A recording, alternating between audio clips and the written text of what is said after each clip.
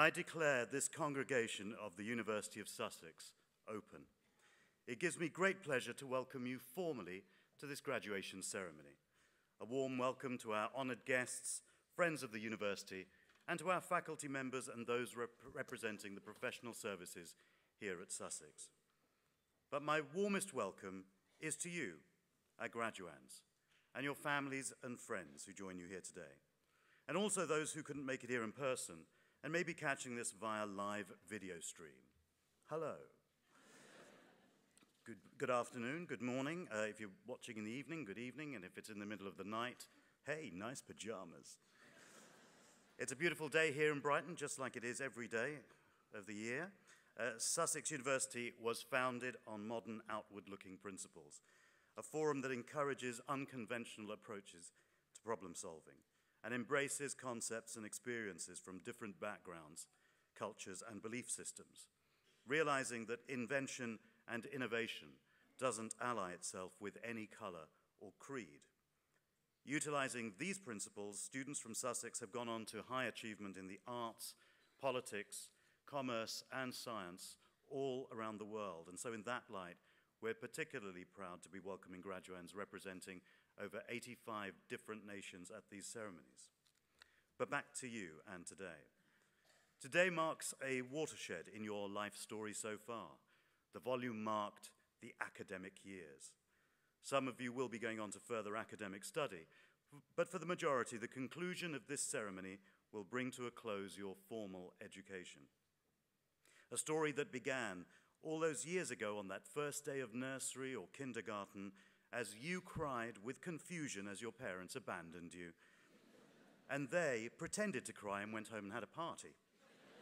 Through all those years of early school where you brought home your art, splodges of misshapen paint with bits of glitter and cotton wool stuck to it that your family treated like it was a Jackson Pollock and stuck on the kitchen wall.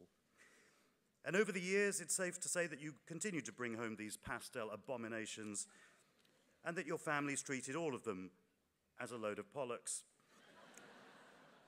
Then came the joy of the teenage years, growing bones, hormones, and sarcastic tones. And then there came all that pressure of those exams that would determine your future, and partying too hard and drinking too much, not enough sleep, relationships, rejection, confusion, and then came Sussex, and more of the same.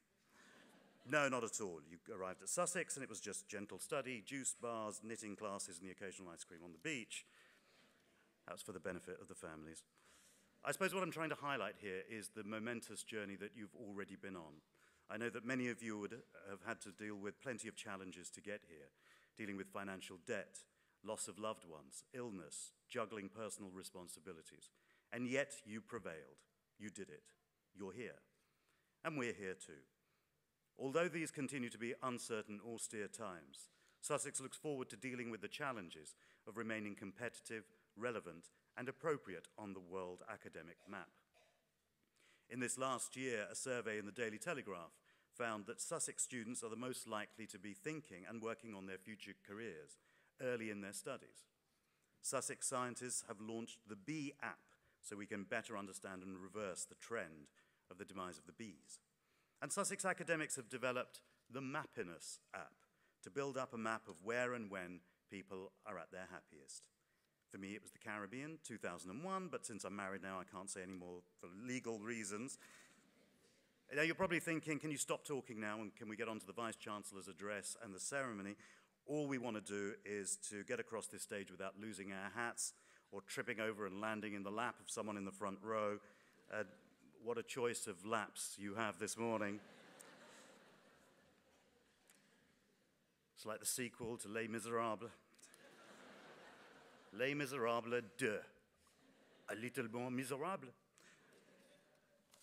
On a technical note, graduands, you haven't actually got your degrees yet, and you getting one may just depend on how much love you show me when you come up here to get it.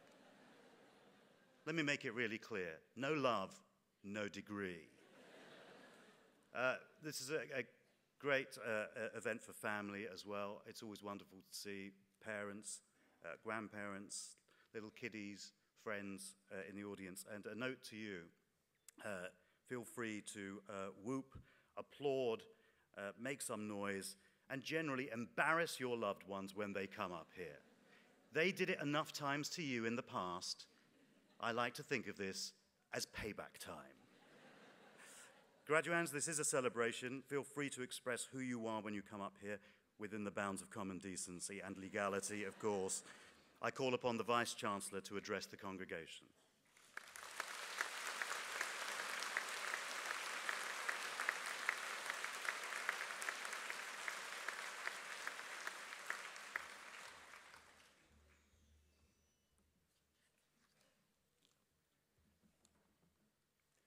Chancellor, graduands, les miserables, ladies and gentlemen, good morning. Oh dear, oh dear, oh dear. This is not a good start, Chancellor. Ladies and gentlemen, good morning. Good morning. Much better, much better. Good. Well, it is a real pleasure for me to welcome you to this summer graduation ceremony.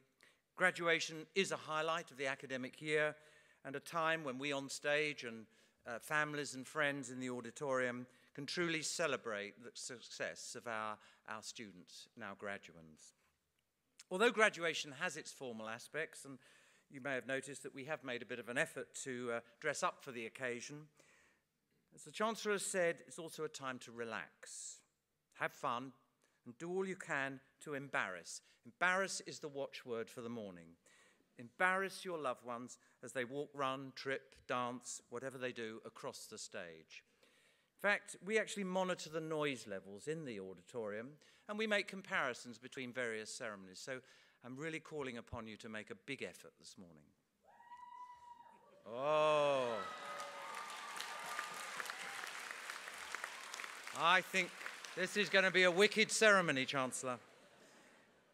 But before we get into the main business of the day, I thought I should say something about the university. Sussex has had a good year, despite having to tussle, like all universities, with the massive changes that are occurring in response to the government's approach to the funding of higher education. But during the past 3 years, Sussex has grown in size by about 1,000 students a year.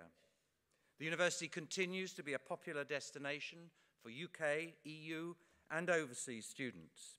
It's not surprising, therefore, that we are graduating more students at these summer ceremonies than ever before, well over 2,500 of you during the next few days.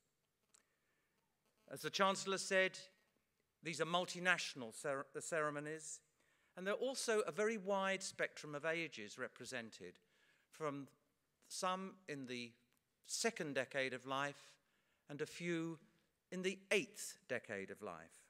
Formal education is now something that extends across at least 6 of Shakespeare's 7 ages of man.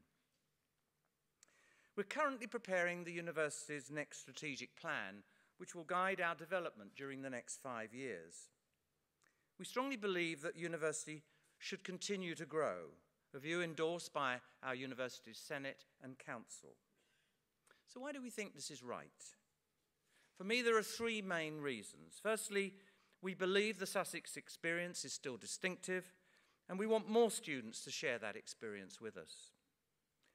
As our student numbers increase, our academic faculty, lecturers and professors, teachers, researchers will also grow. For example, in the past 5 years, we've recruited more than 50 additional new professors and promoted a similar number of our own academics to become professors in the university. This will support our ambition to expand the university's research capability and ensure that we can continue to compete in the global research community and be certain that we keep our place in the world's top 100 universities. Finally, being larger, we gain the benefits of scale, which of course includes financial resilience. And this has never been more important in this economically uncertain world. We've had a busy year. We've continued to celebrate our 50th anniversary, including events overseas in the US, China, and Hong Kong. We've raised more than 3/4 of our £50 million 50th anniversary campaign target, and we continue to invest in our campus estate. I'd like to tell you about some of our other successes during the past year, but one of the things I've learnt since coming to Sussex is that people seem to like me more the less I speak. So we've put together a short film which illustrates some of the highlights of the year.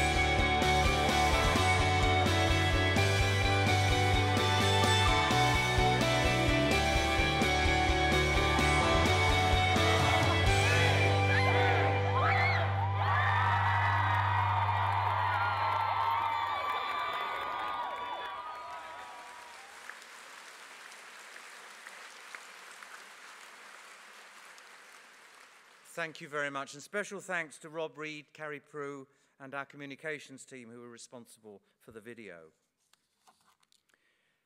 In parallel with the growth in students and academic faculty, we're continuing to develop the campus to a quality that we believe will provide an unparalleled experience for our students and staff.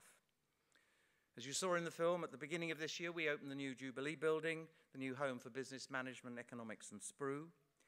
We're refurbishing our theatre complex to create a new Attenborough Centre for Creative Arts and giving another of our newer buildings, the Freeman Building, a serious makeover to provide a new home for our rapidly growing School of Law, Politics and Sociology. Both of these buildings will open in 2014, and I'm really sorry you couldn't have it this year. And we're not finished yet. We're planning to renew the science estate. We're planning more student residential accommodation so that we can ensure that future students will have high-quality, affordable accommodation on campus. We're developing an investment plan for the campus of more than £200 million over the next 5 years. There are, however, some significant challenges ahead. We're all too well aware of the heavy financial pressures faced by our students and very concerned that these pressures are only going to increase in the future. I'm particularly concerned now about the funding of master's programs and postgraduate research. We've created additional Sussex scholarships for Sussex graduates. The Sussex graduate scholarships are available to all Sussex graduates who achieve a first or a 2-1 in their undergraduate honours degree and wish to proceed directly to postgraduate taught study at Sussex. In addition, we've created 100 Chancellor's Master's scholarships for UK or EU nationals who receive a first from a UK university. These initiatives, which are additional to our international scholarships, are designed to show that Sussex, as a world-leading research-intensive university, is committed to retaining and attracting highly qualified, motivated postgraduate students, irrespective of their background. We're particularly proud of our first-generation scholars scheme that supports more than 1,000 students each year from families that have never had someone who's benefited from a university education. Many of us are still concerned that incoming students from overseas are regarded as immigrants by the Home Office and that the visa application process remains excessively bureaucratic and is acting as a major disincentive to potential applicants. We continue to make the case to the Home Office and the UKBA that our international students are not immigrants. We welcome you as highly valued guests. You make a vital intellectual contribution to our university and through your presence create a global community on campus. After graduation, we believe you are our best ambassadors when you return home to your own country. Now a few words to our new graduates. You, our students, are the heart of the university. Without you, quite simply, the university would not exist. Sussex has always strived to create a learning and research environment that encourages independent thought, which hopefully allows you to leave the university with more questions than answers. And finally, a few words to families and friends. Firstly, can I join the Chancellor in thanking you for the support that you have given your sons and daughters, your partners, your spouses, and in some cases, your parents and family members during their time at Sussex, for it has helped to make today a reality. Many of you will have made great sacrifices to help your loved ones get to this point today, and the university fully recognises the important role that you have played and offers you our sincere thanks. And finally, graduates, I hope that your experiences at Sussex have extended way beyond the limits of your degree and that they will have gone some way to help you prepare for the future. Knowing the current challenges for recent graduates in getting graduate-level jobs, we've invested heavily in our careers and employability services, including a leadership accelerator program. There are early signs that this investment is beginning to pay off, with more Sussex graduates getting jobs last year than the previous year. We're fully aware of the financial sacrifice that you have made to get here today, but remember in those darker, gloomier moments that the evidence is clear. UK graduates in the long run are happier, healthier, and wealthier than their peers who did not have the advantage of a university experience. I hope also that you will be able to take our values such as freedom, tolerance, equality, social responsibility and honesty forward into the next stage of your life. I would ask you to remember the multinational community that you have created here at Sussex and build on those experiences as you go out into the wider world. Sadly, we still live in a world where poverty, catastrophe, and conflict abound. We all have the responsibility to play our part to promote societal change, and I look to you and your Sussex experience to go out in the world and really make a difference. As you think about your new life as it begins to unfold when you leave the ceremony today, I would ask you to keep some time and space in your heart for Sussex. Remember, you will always be part of the greater Sussex family, and it is likely that we will need you in the future, perhaps more than you will need the university. You will, of course, be joining an illustrious group of alumni, many of whom have made major contribution to the worlds of politics, government, academia, the creative industries, business, international development, and so on. You name it, and you will find Sussex graduates worldwide changing lives, making an impact. Our alumni relations team will make sure that we stay in contact wherever you are in the future. And for those families here today with previous generations of Sussex alumni as members, please call by at the alumni desk and say hello. And finally, let me take this opportunity to say again how proud of you we are and offer you our sincere congratulations. I wish all of you every good future for your chosen future, and I hope that your experience at Sussex has gone some way to prepare you for the next stage of your life. My very best wishes to you all.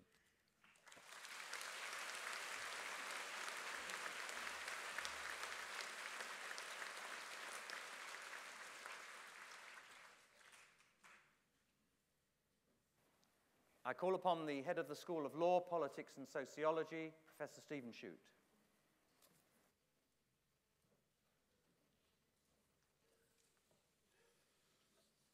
Chancellor, I will now present to you graduands from the School of Law, Politics and Sociology.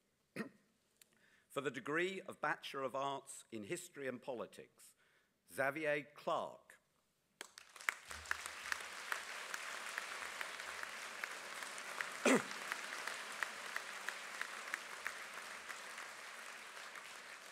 Charlotte Davies.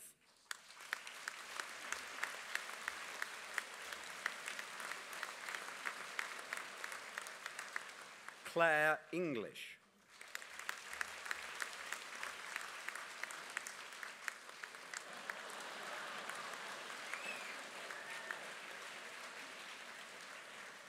Thomas Gates Hartley.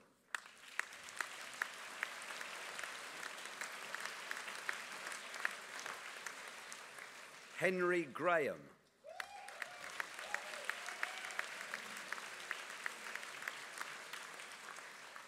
Lawrence Grinier.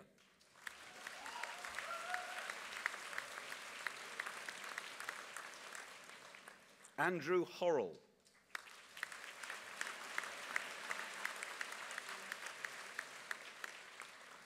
Jeremy Hughes.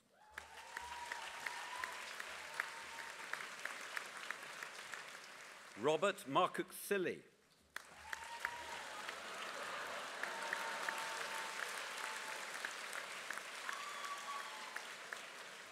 Charlotte Matton.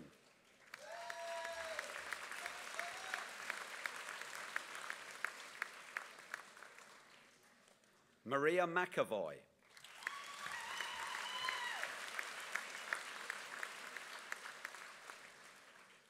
Lee Moreau.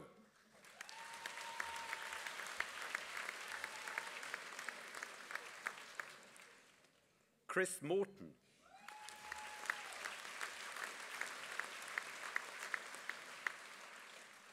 Brigitte Papp.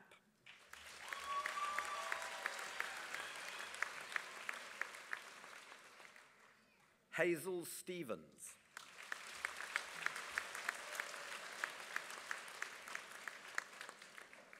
Ewan Stone.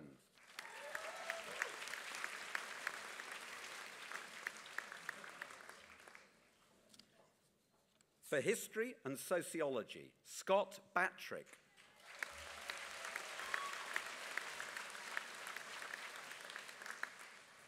Charlotte Crease.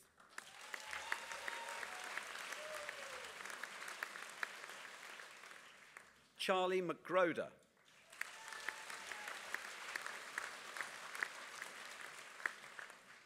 Thomas Olver.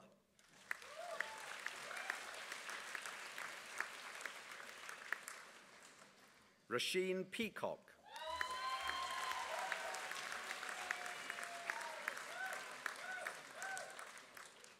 For politics, Imogen Adey.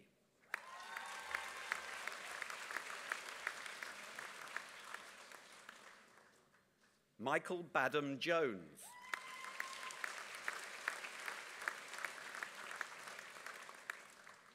James Butcher.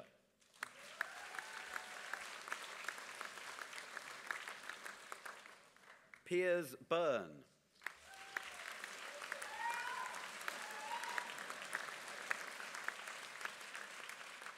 Verity Carr.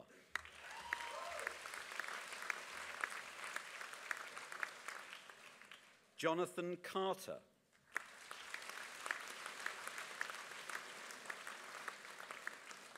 Edward D'Souza.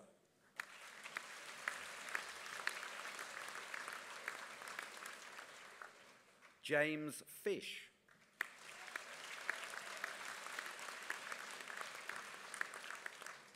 Liam Harvey.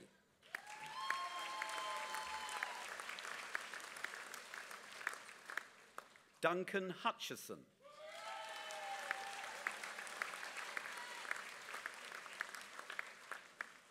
Ben Hutton.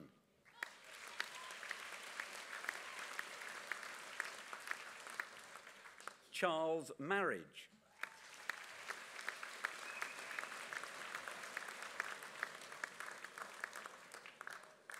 Hannah Orme.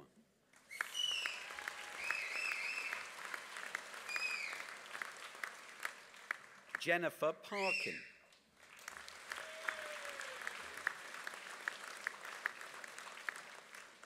Luke Pigeon.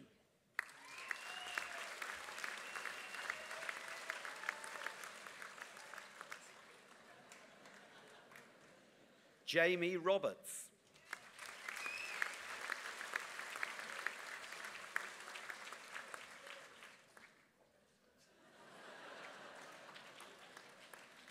Joey Rowlands.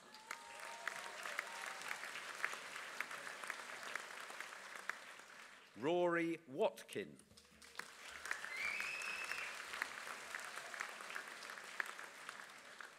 Jake Watts.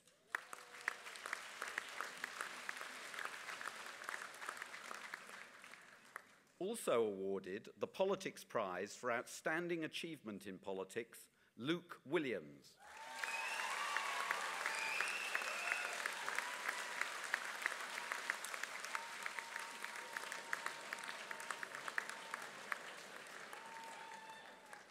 Naomi Wing.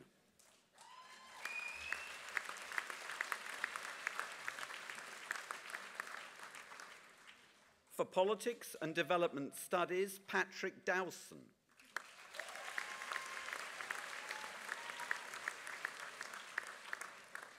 Zoe Heath.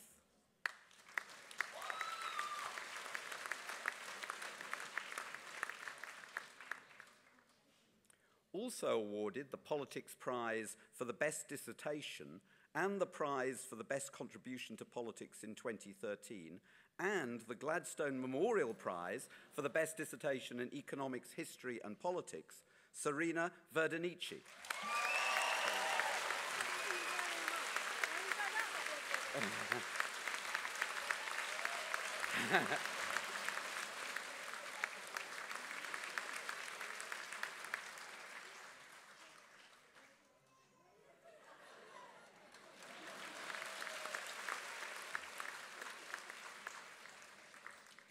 For Politics and International Relations, Andreas Achniotis.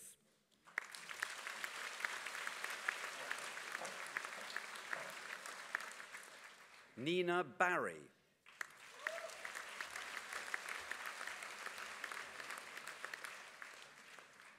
Ines Callot.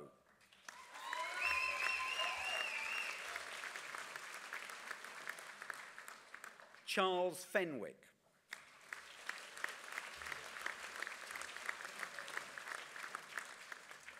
Jamie Hayburn.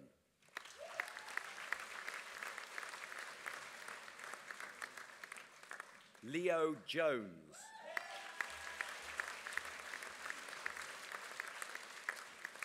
Rebecca Mattis.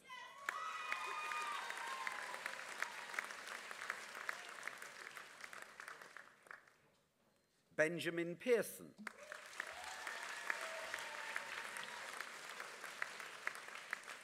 Hugh Penson.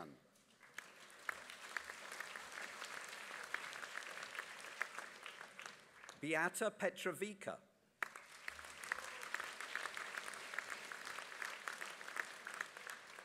Oliver Swales.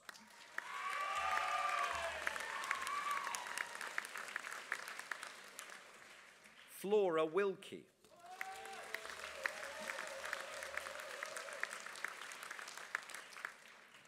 For Politics and Philosophy, Jack Lawrence.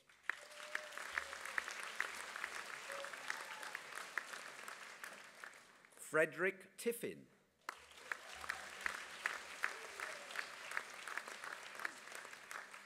For Politics and Sociology, Michael Appleford.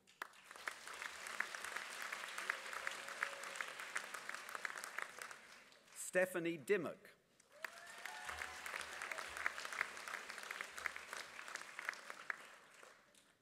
Ralph Doggett.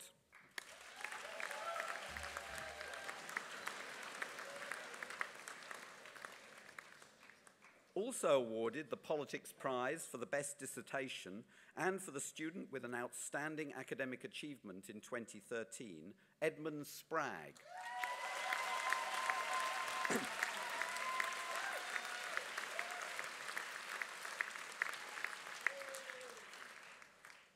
For Sociology, Kathy Ballard.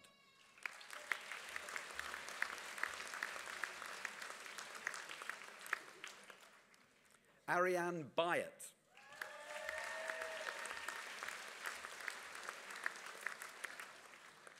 Zoe Belcher.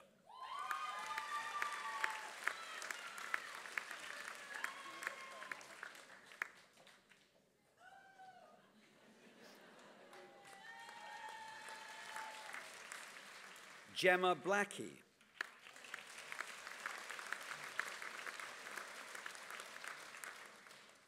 Abigail Boston.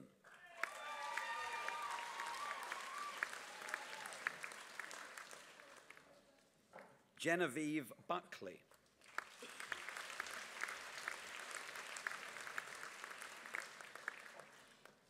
Rebecca Capon.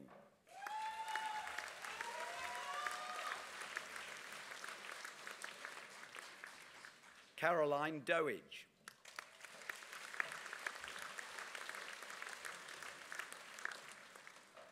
Chantel Duff.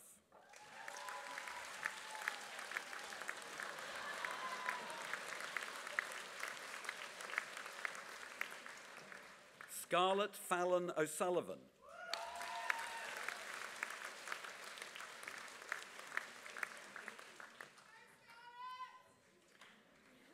James Fletcher.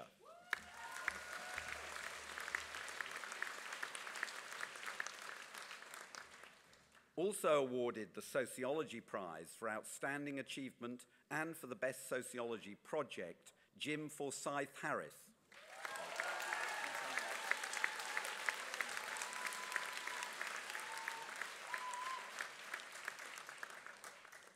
Laura Jennings.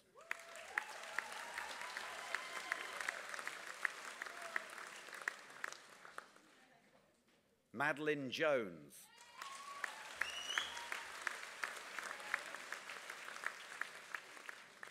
Wendy Longhurst.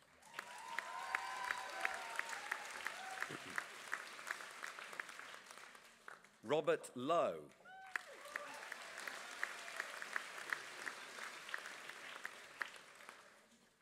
Krista Lynch.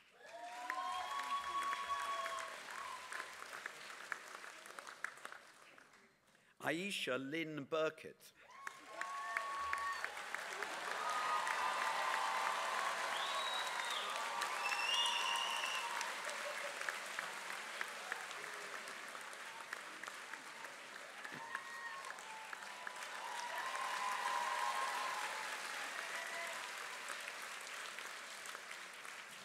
Rachel McAndrew.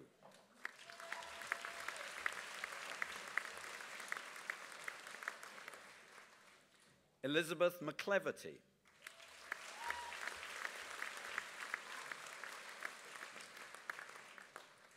Penny Percival.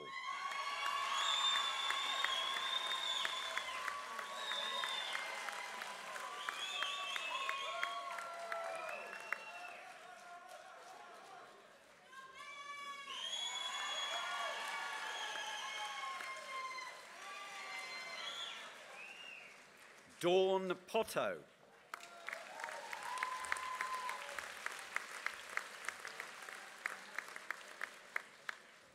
Anna Ramirez Navarro.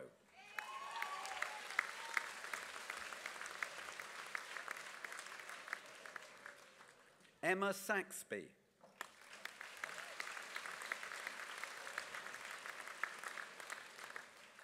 Victoria Shaverian.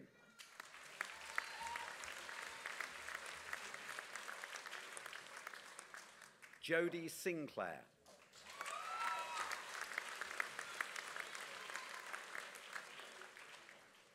Holly Smith.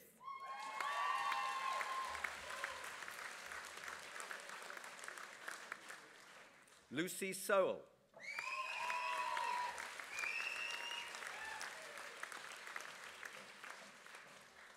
Ellie Swain.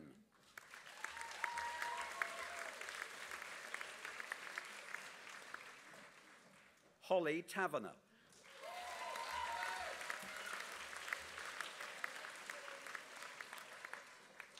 Jade Thorpe.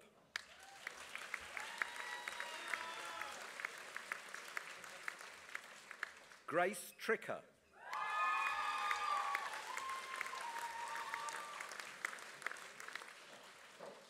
Elsie Whittington.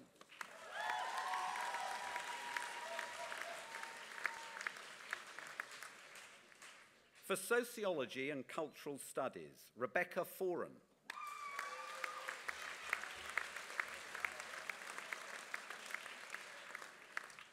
Leon Groombridge.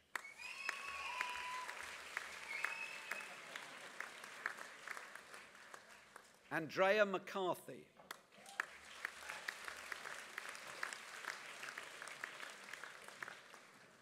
Amber Tipper.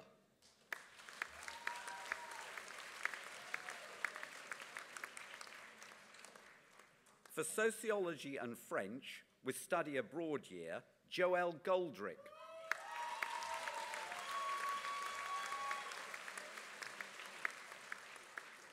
Juliette Jensen.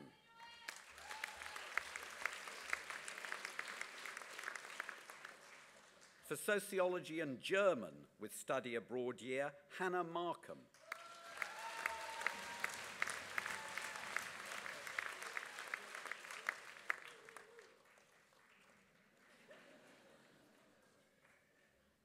For Sociology and Media Studies, Catherine Aristides.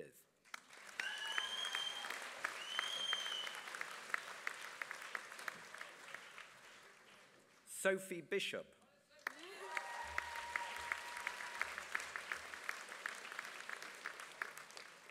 Emily Briscoe Coleman.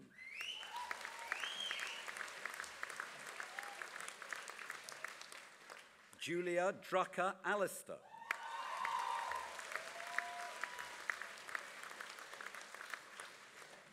Rachel Morley.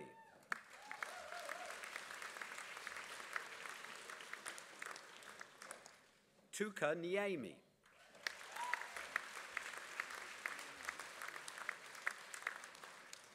Amy Payne.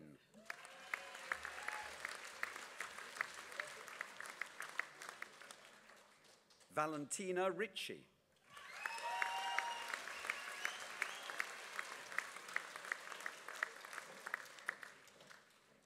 For the degree of Bachelor of Laws, Hassan Akkar.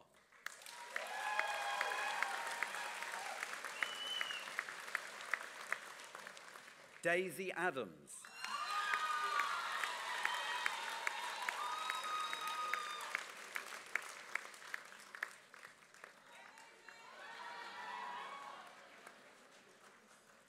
Hannah Adams.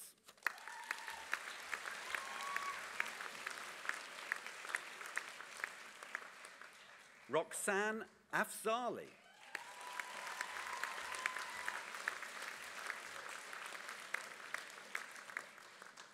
Safina Ahmed.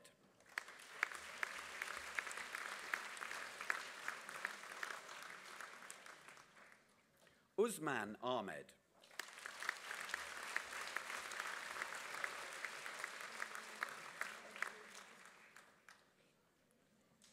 Iman Arson.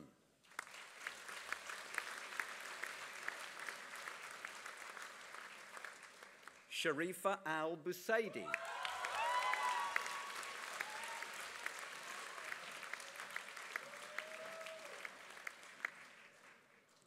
Fatima Al-Ali.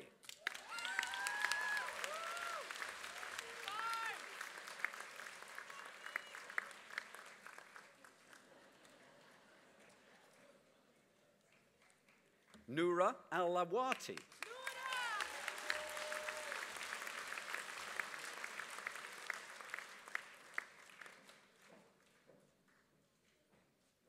Nadine Al-Aseri.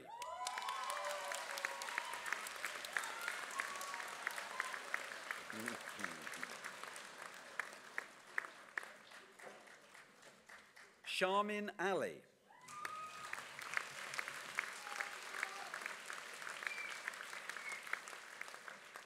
Bassem Al-Magthawi.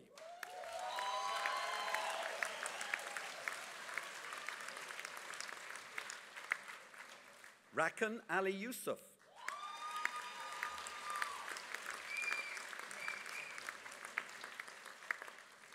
Vijay Arora.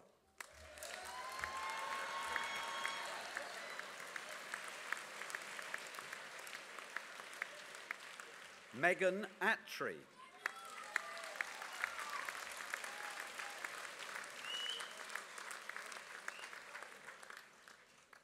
Jane Avis.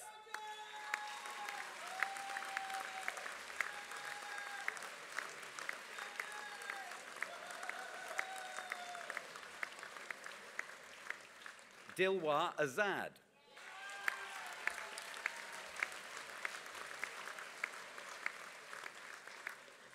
Sadie Bacon.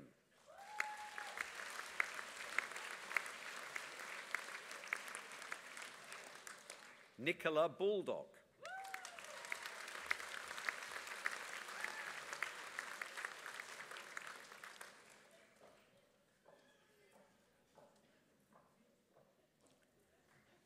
Amy Bendel.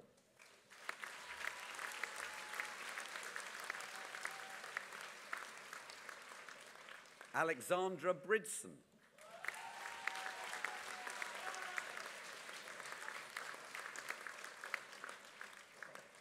George Bristow.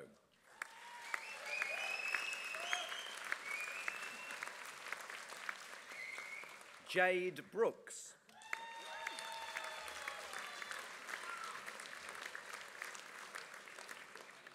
Georgia Bull.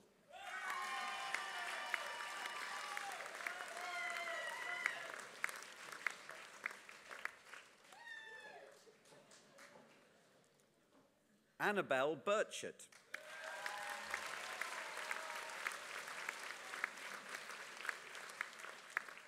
Daniel Campbell.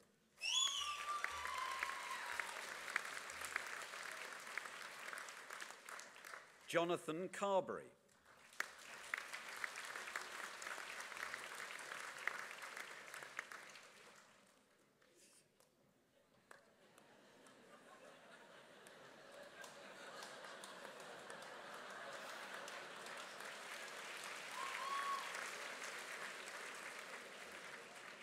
Jasveer Chana.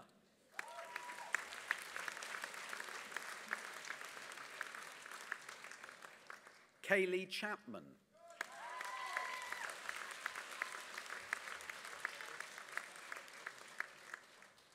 Azam Chima.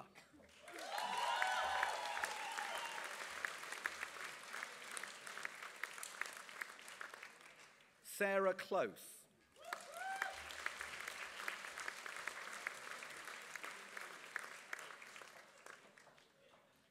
Amy Cork.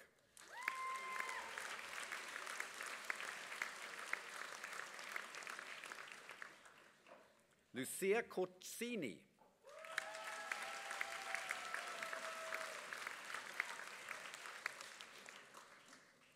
Giuseppe Costa.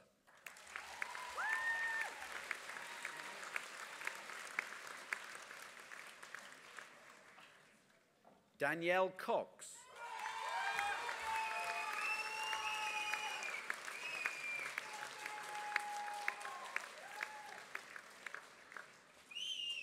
Hamad Dadan.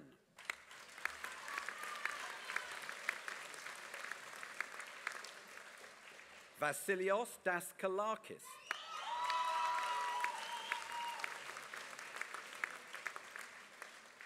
Oliver Dorr.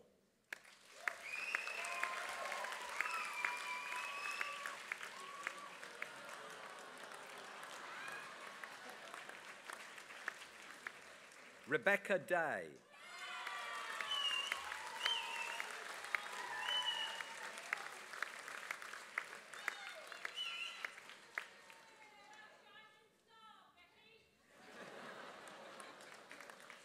Robert Dolan.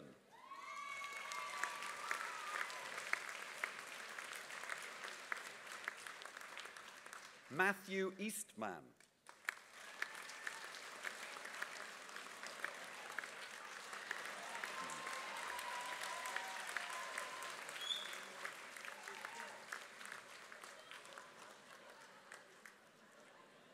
Philip Eastwood.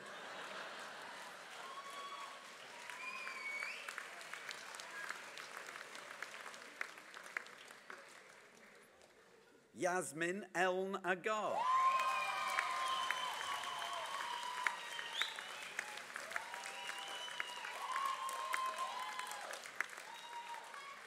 Katie Evans.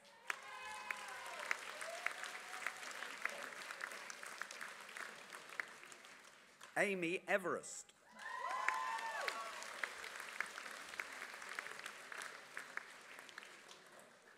Amelia Farhang.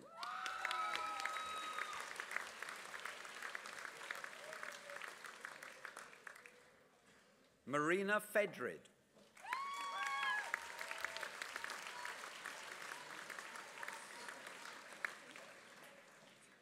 Jay Gerrans.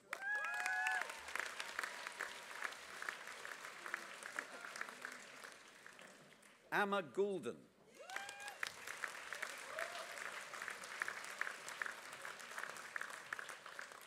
Madeline Griffiths.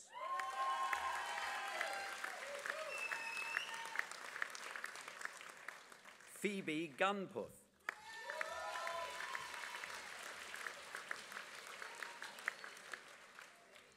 James Halpin.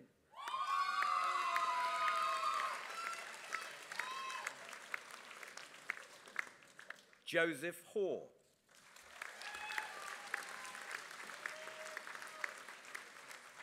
Amelia Holland.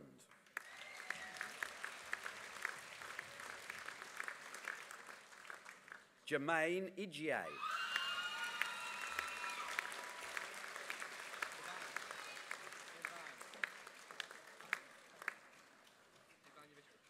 Ivan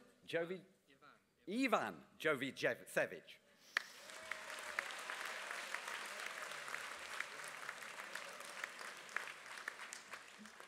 Jake Kaltz.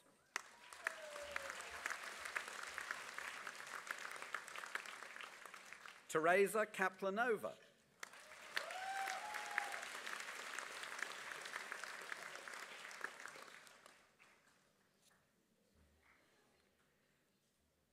Melda Kazim.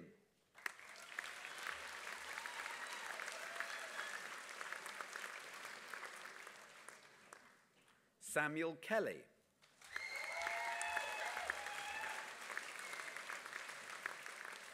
Owen Kazak.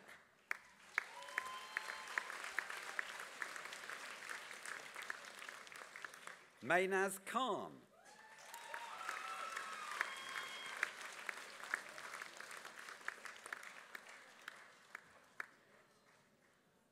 Sylvia Kishweko.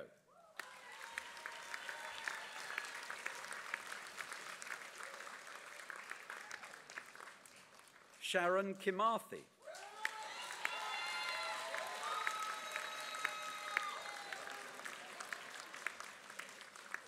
Lauren Kirby.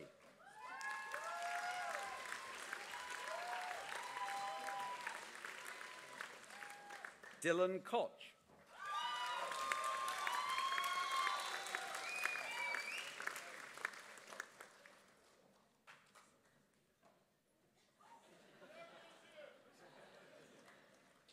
Raphael Lekatola.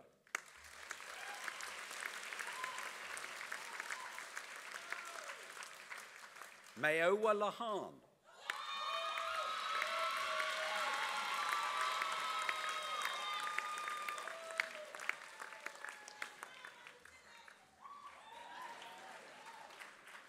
Kelsey Lewis.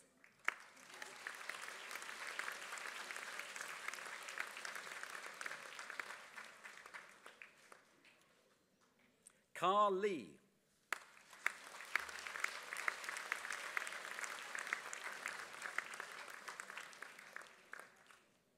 Catherine Lott.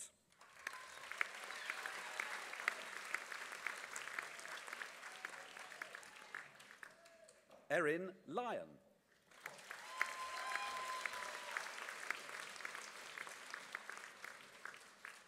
Isabel MacDonald.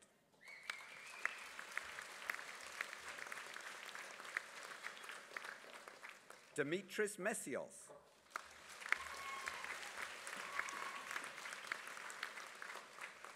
Sarah Mohammed.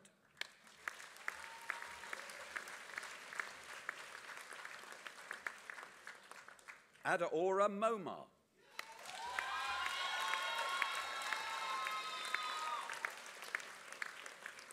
Jessica Moore.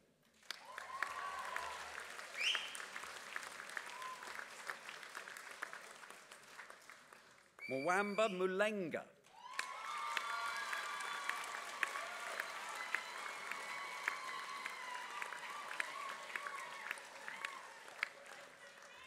Kubra Nath.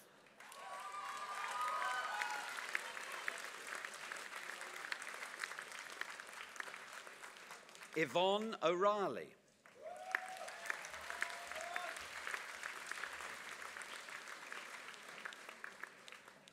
Glyn Oakey.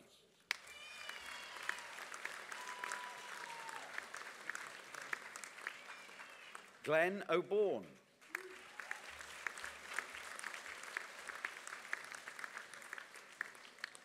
Daisy Osborne.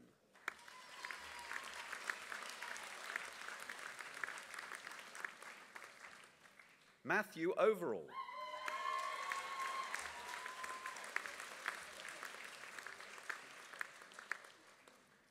Oluwakemi Oyeyemi.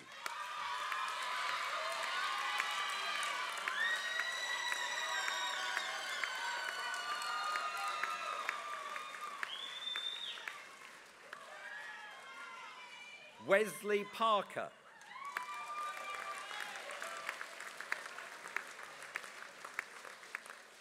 Sophie Parak.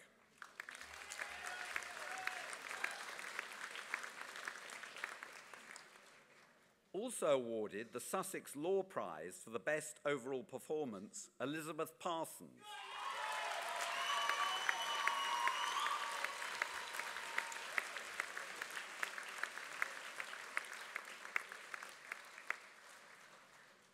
Lucy Pateman.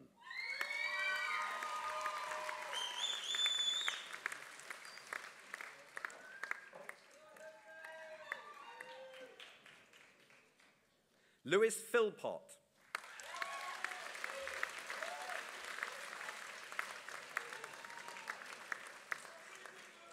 Sean Philpotts.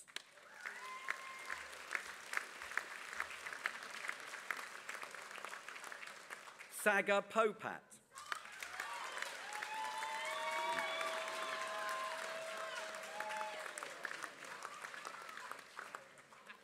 George Potter.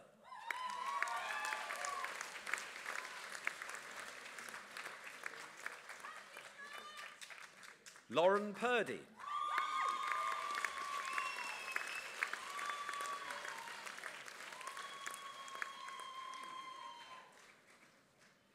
Amy Reed.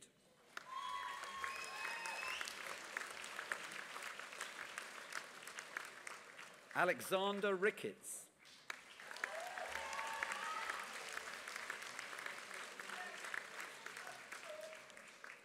Hannah Rogers.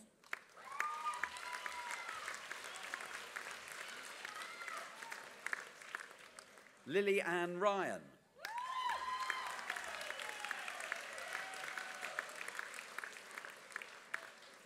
Hannah Schofield.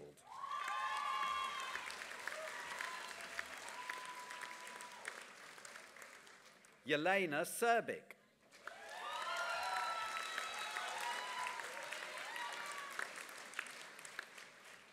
Molly Shapford.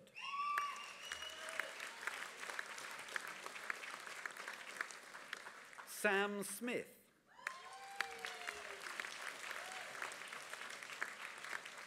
Emily Snell.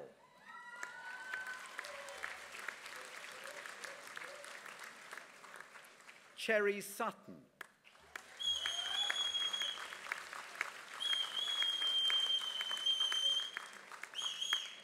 Ian Tan.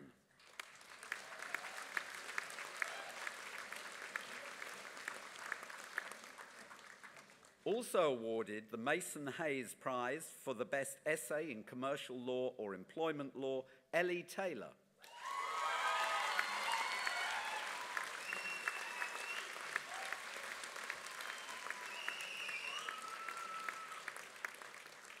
Samantha Till.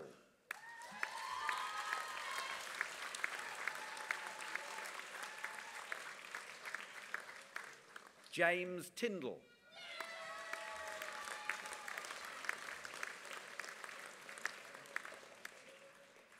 Lauren Tweedale.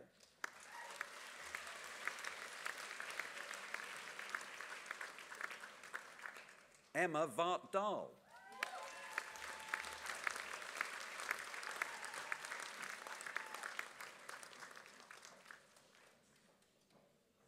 Colette Ward.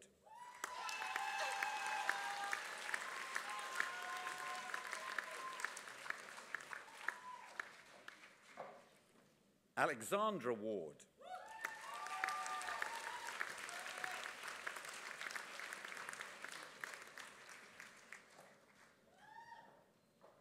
Sophie Webb.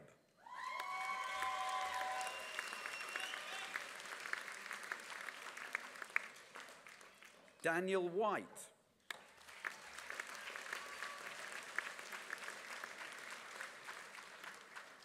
Dominic Wilde.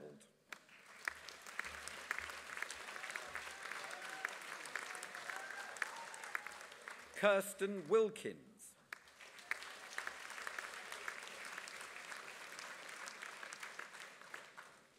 Reese Williams.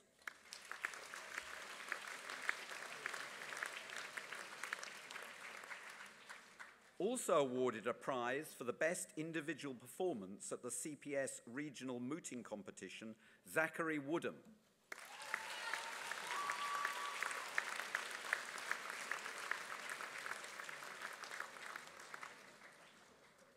Pamela Young.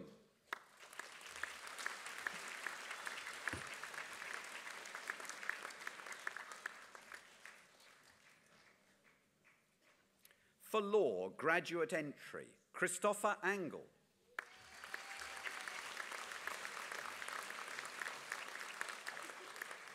Robert Blake.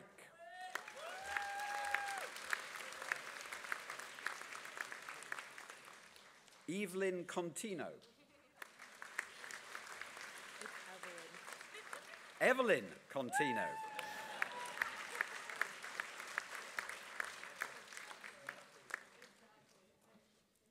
Melissa Douglas.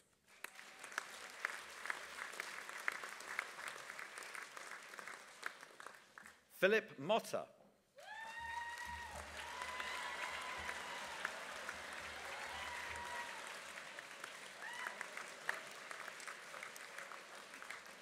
Shelley Yu.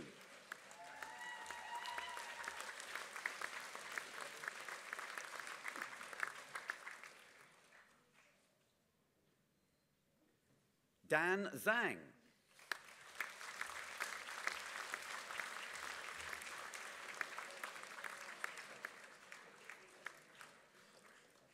For law with study abroad year, Gemma Jarrett.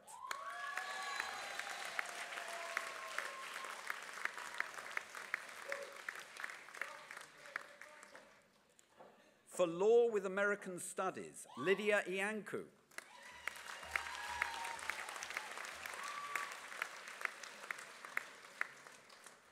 For law with American studies with study abroad year, Rachel Darville.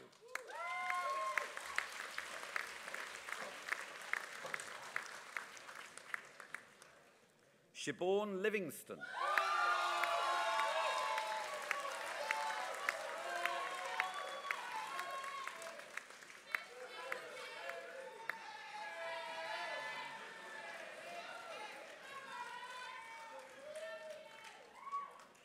Kit Mangum Dewhurst.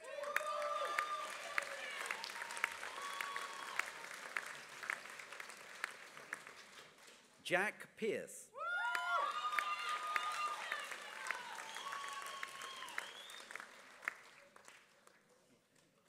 Taran Punaji.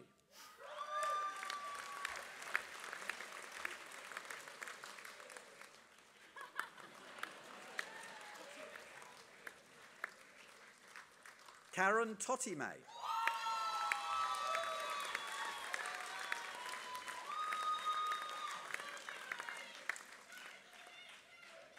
Rebecca Ward.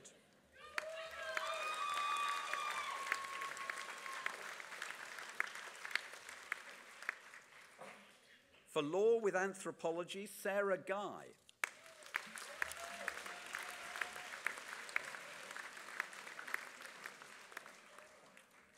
For law with business, Abdul Qadir Aminu.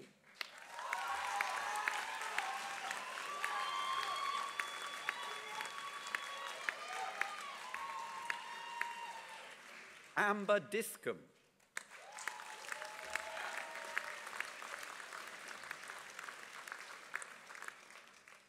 Camilla Jackson.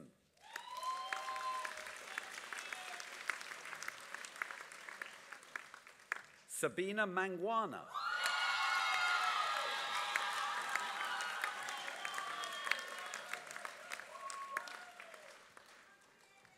For law with contemporary European studies, Geraldine Mbolo.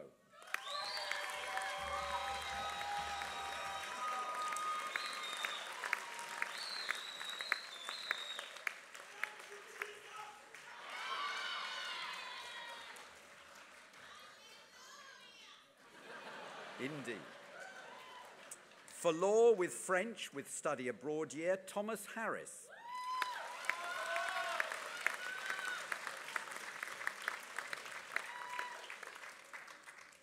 Also awarded the Sweeton Maxwell Prize for the best performance in company law, Kate Whelan.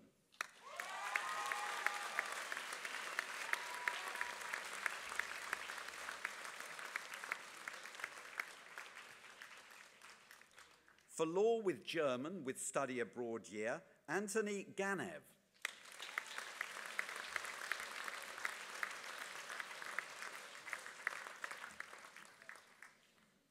Alexandra Nightingale.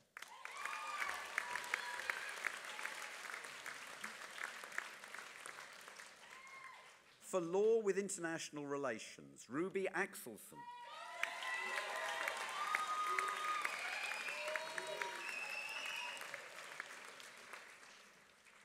Ecom Obong Ekpro.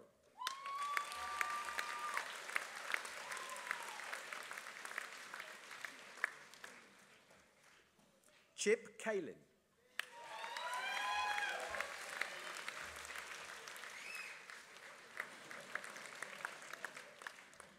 Zashin Nazim.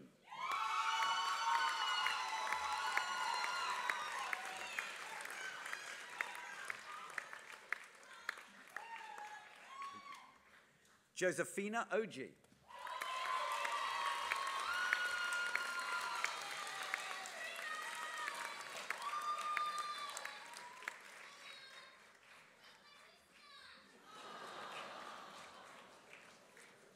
Oluwaselope Owoyemi.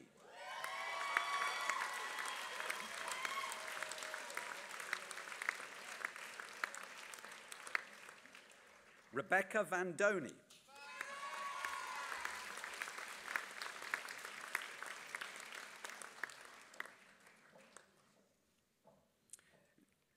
Ziad Agisilios Yografos.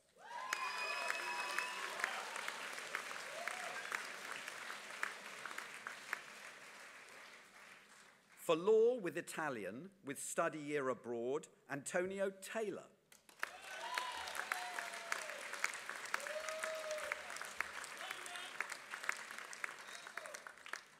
For law with politics, Rachel Burke.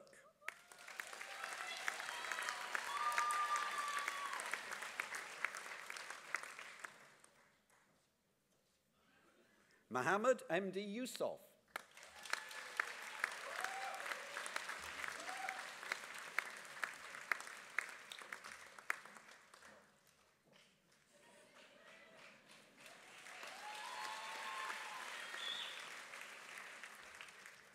For law with Spanish, with study year abroad, Ruby Lee Mabini.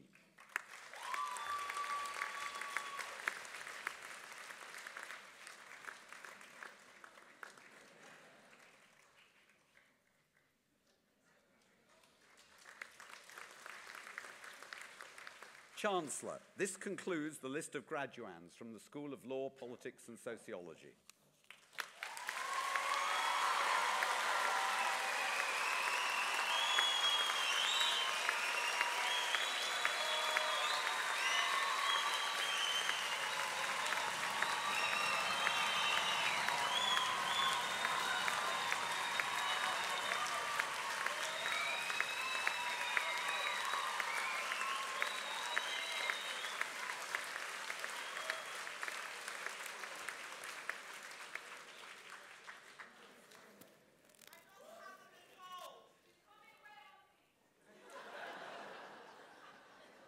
I call upon Professor Sue Thornham, head of the School of Media, Film and Music, to present Prannoy Roy.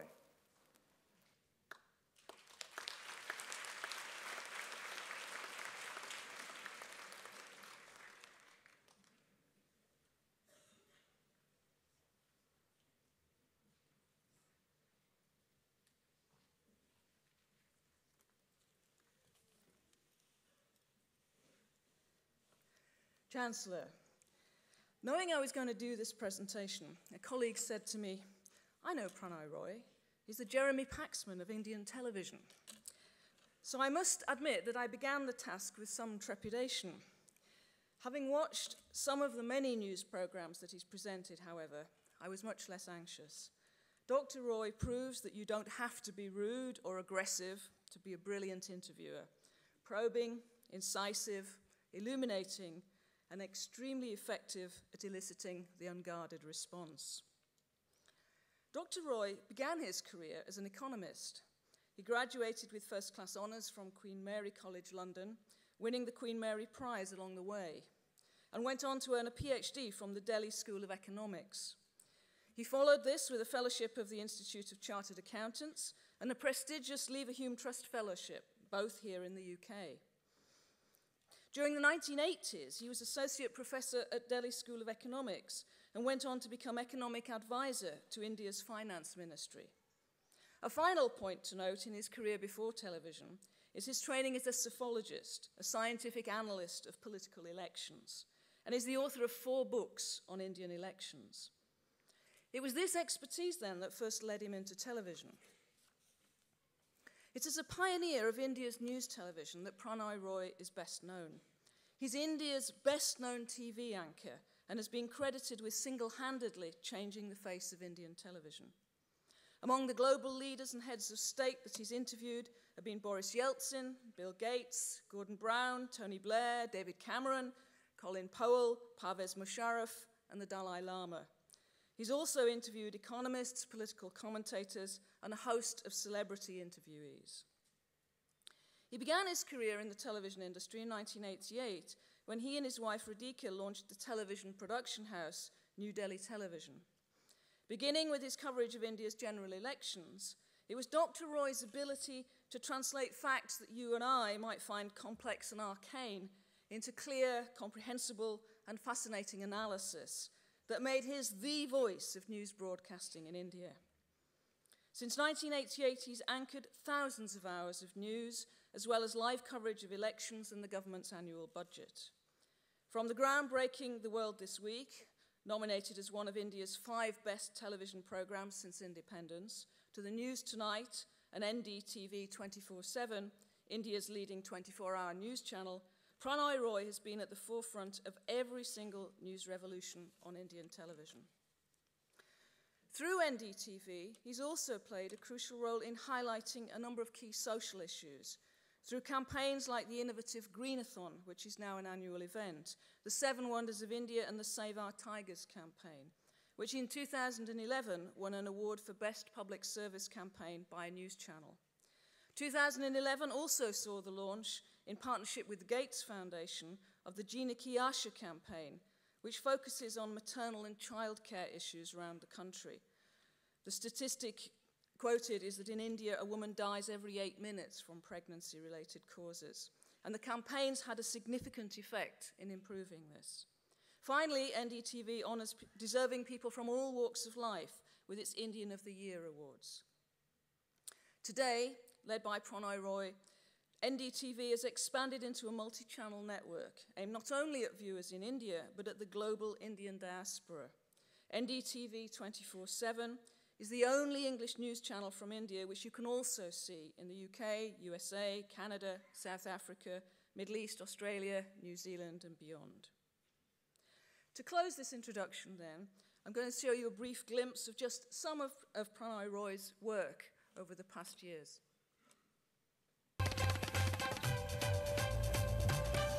Good evening and welcome to The World This Week.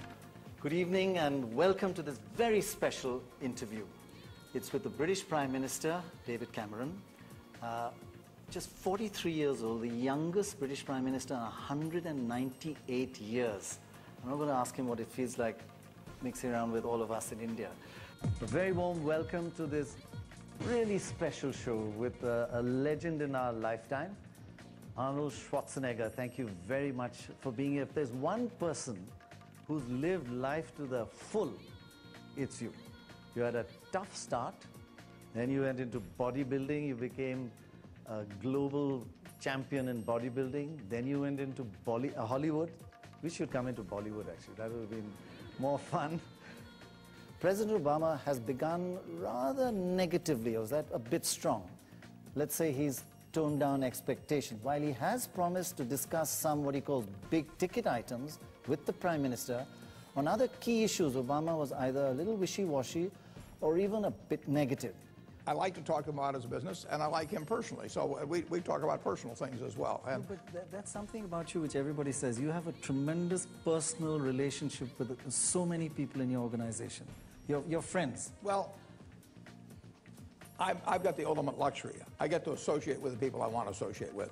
So if I meet somebody who wants to sell me their business, and they cause my stomach to churn for some reason, I don't have to buy it. I mean, and I can't be fired. I've got a friend who likes to own 100% of his company because he likes to look in the mirror and say, all my shareholders love me. Well, I look in the mirror and I say, enough of my shareholders love me. So But coming to this, the two sides of you, there is the variety show, kind of flamboyant, kind of not so serious side. And then this complete switch to a hard, tough interviewer who does his homework, how do you, it's almost schizophrenic. Well, it's refreshing. That's the important thing, really. In India, if you look at we've been independent for 60 years. For the first 30 years, 80% of governments used to be voted back into power.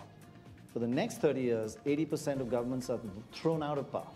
The younger generation is much more aggressive and much more activist than the older generation.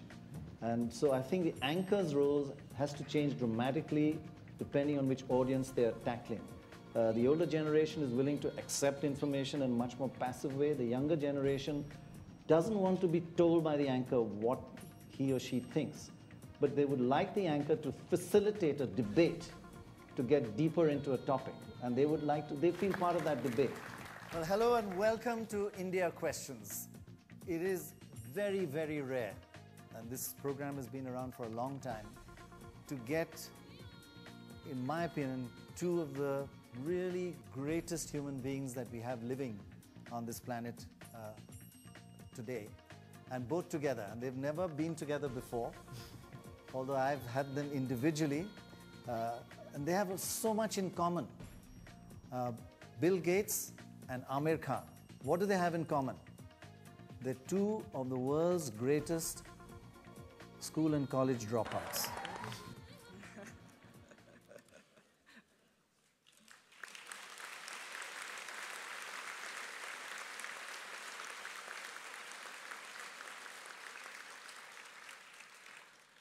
Chancellor, I present to you for the degree of Doctor of Letters, honoris causa, Dr. Pranay Roy.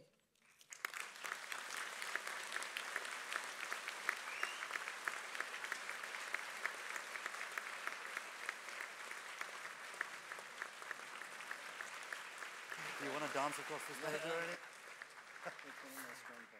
By the authority of the Senate and the Council of University, it gives me great pleasure to confer upon you the degree Doctor of Letters, honoris causa. Many congratulations.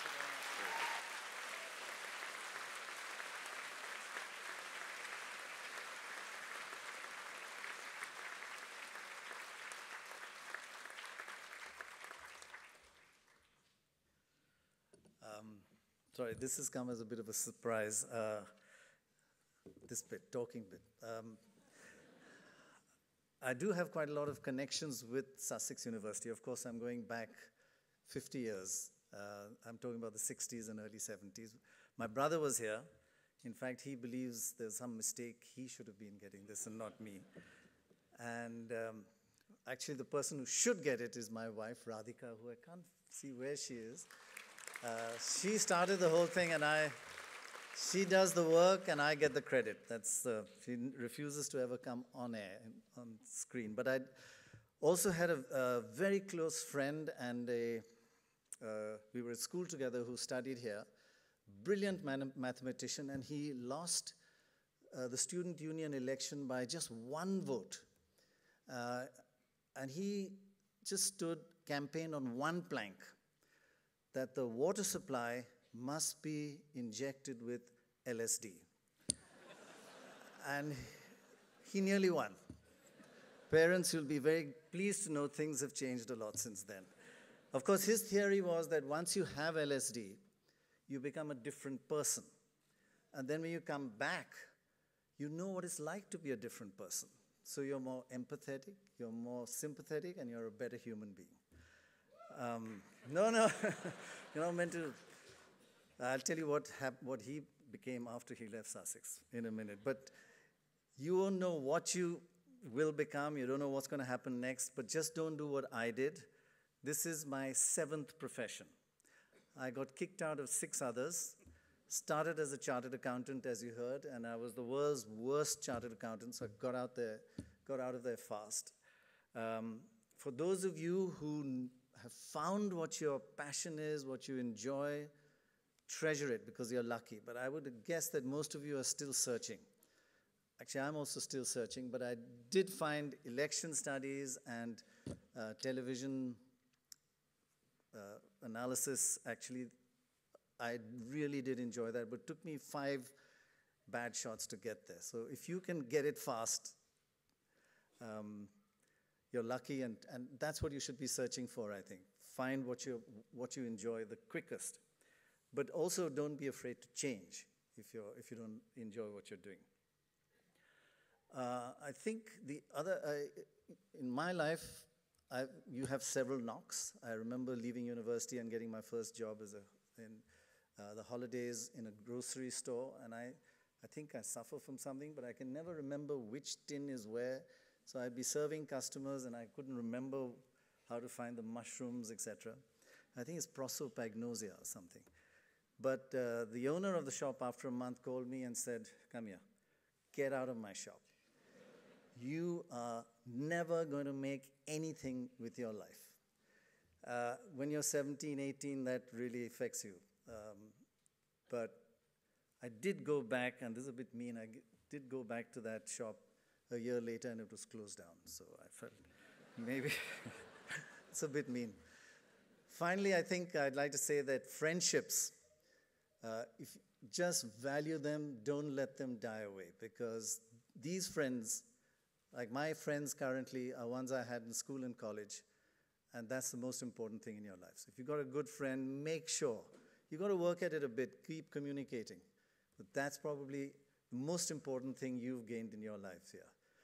And that friend of mine who lost the election by 1 vote here, he went on to become a police officer, and he wrote very good papers, mostly on the sexual basis of crime in India, and became one of India's senior most police officers. So you never know what you're going to be. Thank you very much for this honor. Thank you.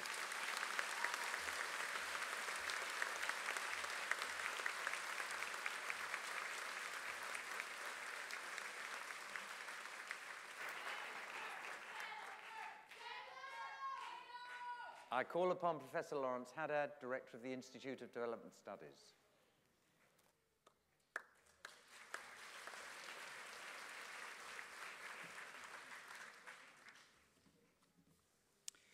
Chancellor, I will now present to you for the degree of Doctor of Philosophy, Christina Corollo.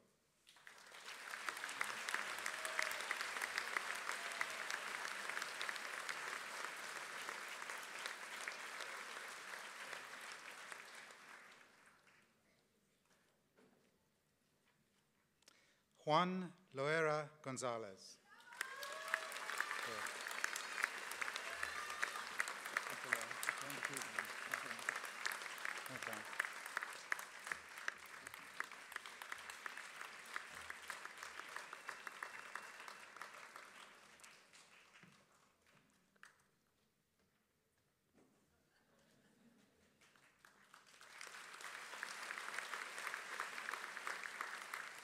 Alfredo Ortiz Aragon.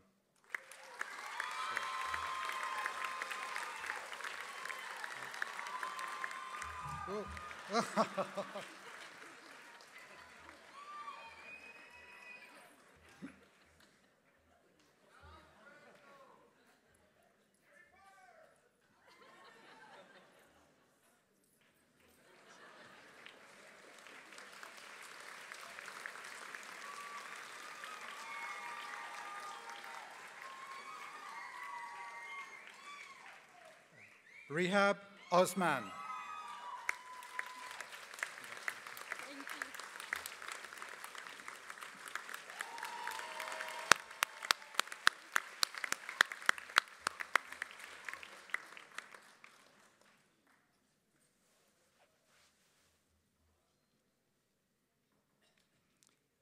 Lynette Taylor.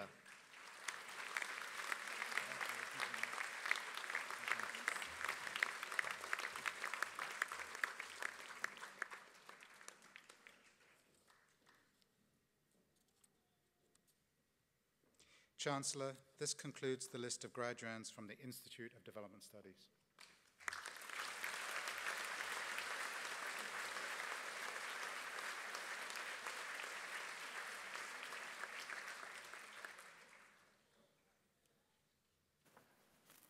I call upon the Chief Executive of the Roffey Park Institute, Michael Jenkins.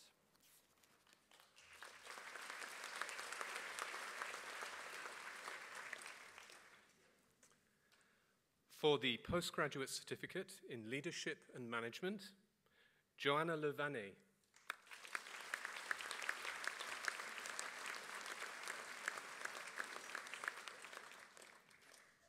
Antonia Malagnini.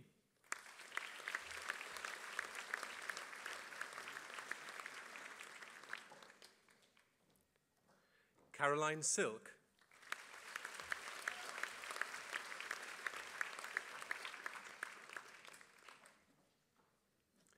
For the degree of Master of Science in People and Organizational Development, Laurel Dines.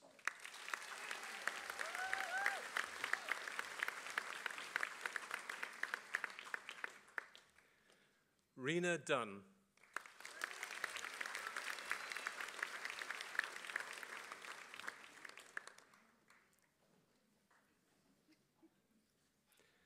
Margaret Jarvis.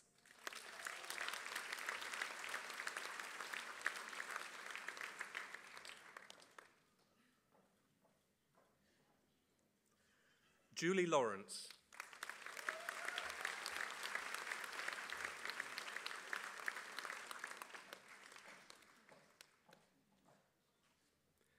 Jill McLean.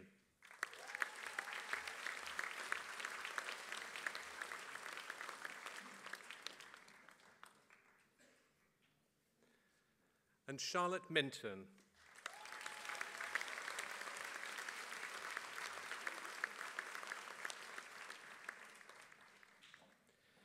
Chancellor, that concludes the list of graduates from the Roffey Park Institute.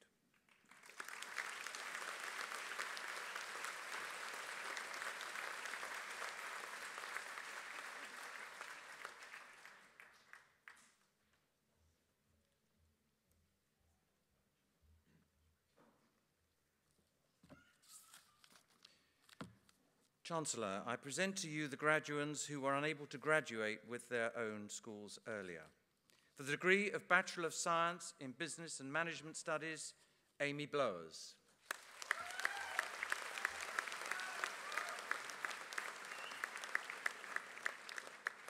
For the degree of Master of Science in Applied Social Psychology, Catherine Hubbard.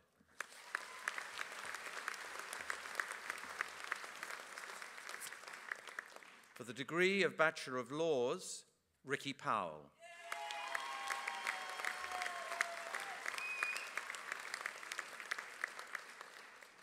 And Jacqueline Sarpong.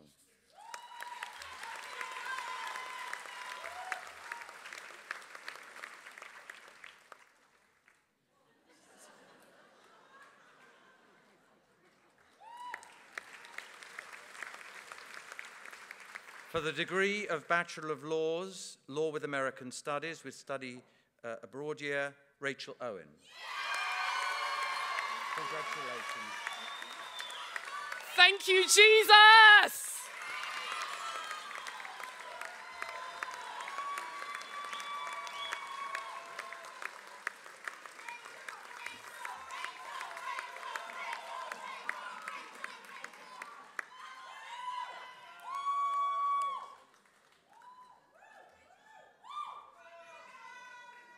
For the degree of Bachelor of Laws, Law with International Relations, Louis Antoon.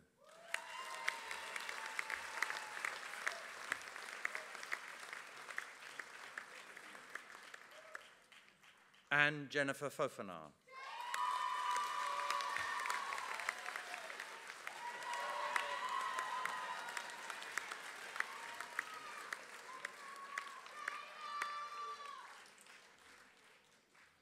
Chancellor, this is the moment where you have a moment or two to reflect on whether you believe you've received sufficient love during this ceremony. How was it for you? Can we do it again?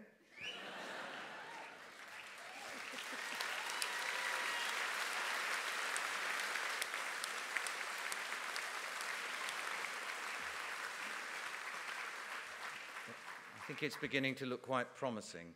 Chancellor, you have now met all the graduates being presented to you at this ceremony, and the moment has come for the formal conferral of degrees of the University of Sussex. I therefore ask you to confirm their degrees on those presented to you, and to the other graduates who have indicated their wish to graduate in absentia at this ceremony. I formally confer degrees on all those referred to by the Vice-Chancellor. Congratulations, you've done it!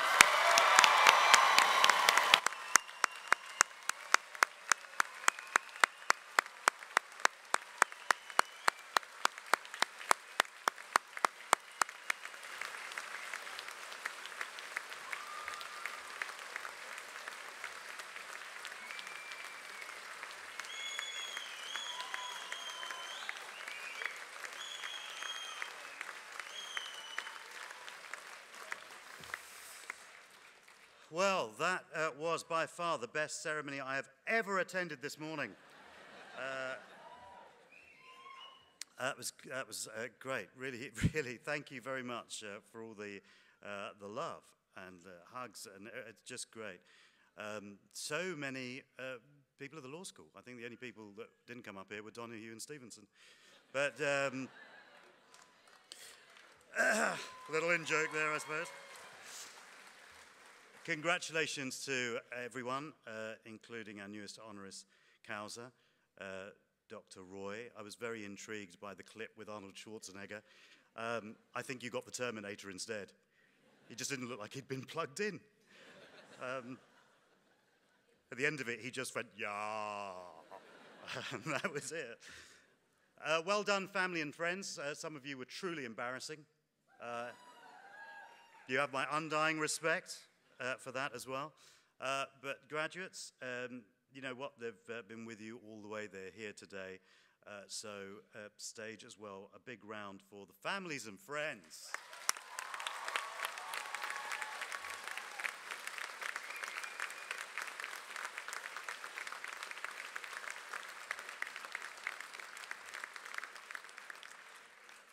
So as your time here at Sussex draws to a close, we hope that you will keep us in your thoughts and hearts and remain connected to us as alumni. There are those present here today that have been associated with your success that look upon these days with huge fondness and great pride. So please show your appreciation for your teachers, tutors, and staff.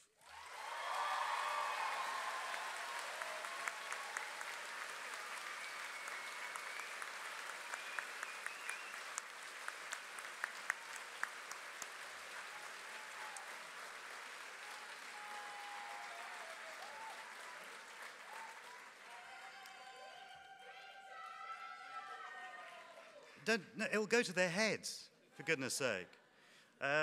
Whatever your next step may be, employment, further study, or time out, I wish you the very best. In closing the ceremony, a chancellor is supposed to say something inspiring or impart some wisdom. And since I find myself neither inspiring or wise, you're all going to get out of here a lot quicker than you thought. However, we have rented the room for another few minutes, so I might as well share some thoughts with you. I apologize if they seem simplistic. This is just stuff I've been thinking about. If there are any good thoughts in there, they're shamelessly stolen from someone else. But recently, I was filming last week, and I was chatting to one of the fellow actors who said, do you know what, I think I'm really shallow. And I thought, well, you are an actor. And then we got into kind of like, you know, why he felt that. And he kind of said, well, you know, because my parents, just amazing. They've always been activists. They've always kind of, you know, marched for what they believed. They'll go abroad. They've gone without. They've sacrifices, all that kind of stuff. And it got me thinking, a conversation, about what makes a remarkable act, what is an heroic act. Are we destined to do something? You know, what is success anyway? You know, all that kind of stuff, the usual stuff that, you know, I'm sure you've had late nights over coffees and bottles of vino discussing. The dictionary definition of a hero is someone who is admired for having courageous or noble qualities. And I guess traditionally, when you think about it, in stories and stuff, and in fiction and in history, you know, tend to be incredible feats. So it may be kind of military feats of some kind, a person who rushes into a burning building to save someone, test pilots, astronauts, firemen, doctors working in the midst of war, etc., etc. You know the kind of examples. And one of the images that always comes to my mind was of the guy with his shopping bags on his way home who stood in front of the tanks in Tiananmen Square in 1989, because it was just an ordinary guy who did something spontaneous. But it suddenly struck me that, you know, with all those kind of examples, the classical examples and all of those, the one thing is that people make choices. You know, it may be instinctive, but at some level there's a choice. And those heroes all take responsibility for those choices. They take responsibility for the aftermath, and then we define it as heroic in retrospect. They don't. They don't go into it going, this is really heroic. They just kind of act. And then I thought, what if you're not in the military and you're not a doctor and you never pass a burning building that needs someone inside needs saving, or you never find yourself in front of a tank with your shopping? Does that mean you can never be a hero? Does that mean you can't do something remarkable? And I thought, not everyone is meant to be an Alexander the Great or a Gandhi or a Mandela or, you know, whoever. So it's not just, you know, classic heroism isn't just about, you know, the right person, a hero. It's somebody, it's the right person in the right circumstance and at the right time, who then makes a choice. And the second image that came into my head after Tank Guy was my parents, or were my parents, who are kind of ordinary people. They've never, jumped into burning buildings or any of that kind of stuff. But I thought people like them, people like in this room, the parents, grandparents, friends, you guys here, who just get up every morning and do their thing. You make choices. We all make choices every day. And, whether it's kind of just going to work or it's raising a family, it's consistent and it's quiet and it's, not about drawing attention. And everybody's making choices that can and do affect all of us. Some of those decisions don't turn out well. Some of them do. But whatever the outcome, they're people who I agree with you, kid. These are people who are ready, once again, to make another choice. I think life is about coming off the rails and then getting back on again and then coming off and getting back on again. And, people in this room do this all the time, come off the rails, but bloody hell, they get back on again. And they survive. And I thought, aren't they being the right people for the right circumstance at the right time?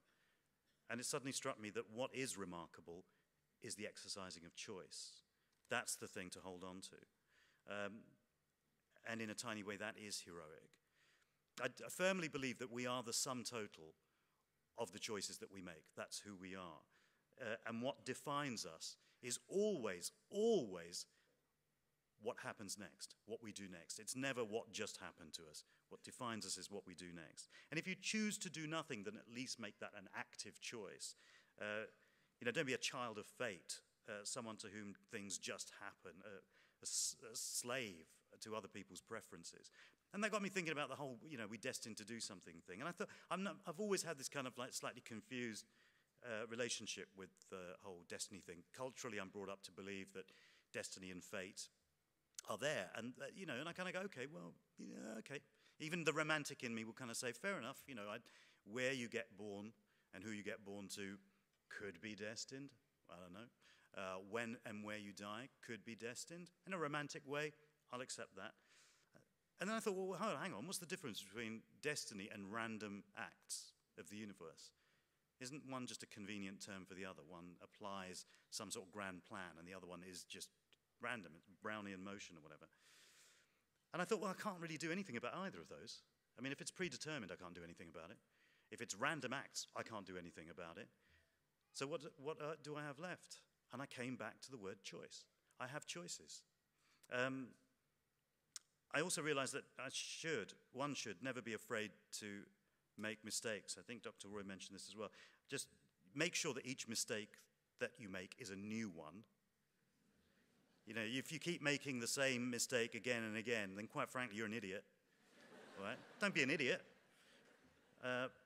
Thomas Edison said, I failed my way to success, which I think is a great term. And then that got me thinking about success. And what is it? Is it, for some people it's making a lot of money. For some people it's altruistic work. It might be fame, raising a family, work-life balance. And all those things are valid as far as I'm concerned. But the people that I found inspiring weren't the people who simply achieved those aims.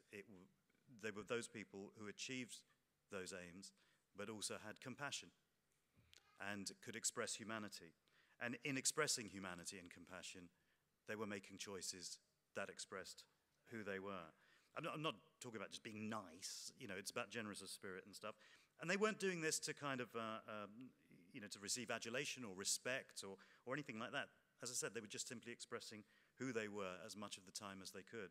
Maya Angelou, the great American poet, said, people will forget what you said. People will forget what you did, but people will never forget how you made them feel. And I thought maybe that's the whole achievable point of being here. Maybe that's it. Maybe it's that simple. Maybe it's just to connect.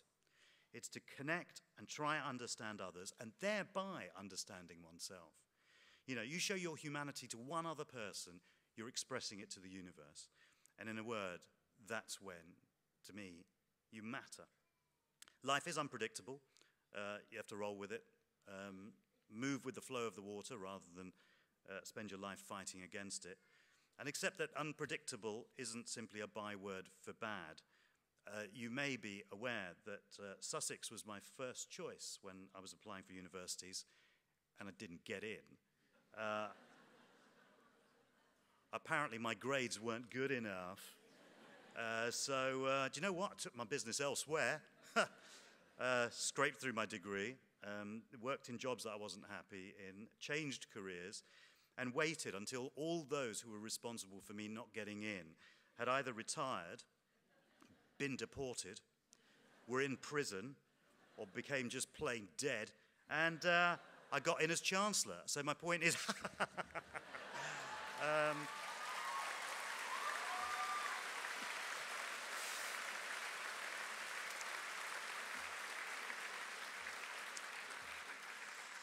No, the real point is that it's unpredictable. I could never have predicted that. The other thing I think is really important in life is to be creative. We are creative. We're creative human beings. And we forget sometimes that we create every second that we're living. And if we channel that, we can be amazing. Einstein said that logic can get you from A to B. Your imagination can get you anywhere. And it's worth remembering that. I'm reminded of, this is a story that I had recently, which I really love, actually, and it was about a little girl. It's about creativity. A little girl was about 5, 6 years old. She was drawing in class, and the teacher said, what are you drawing? And the little girl said, I'm drawing God. And the teacher said, well, that's really interesting, because nobody knows what God looks like. And the little girl said, they will in a minute.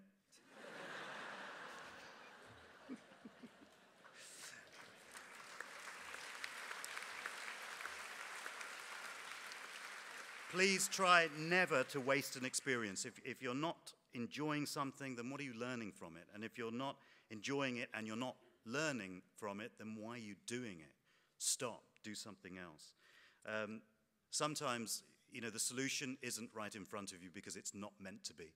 Sometimes it's just sitting there waiting behind your next mistake. There's a story, this is from a film, but I really love this little story about 2 mice that fell into a bowl of cream and couldn't get out. And one mouse just decided, this is ridiculous, we'll never get out of this, and just gave up and drowned. And the other mouse struggled and struggled and thrashed and splashed and struggled and thrashed until he'd churned all of the cream into butter and stepped out of the bowl. Sometimes the struggle is the solution. I'll leave you with 2 little bits of advice that you can take or leave. It's completely up to you. Firstly, you have 2 ears and 1 mouth, so always listen twice as much as you speak. And finally, remember to have your 5 veg or fruit a day. Thank you. Let me just be clear, this includes tinned stuff, raw and cooked, but the slice of lemon in your gin and tonic doesn't count, sorry. I don't make the rules.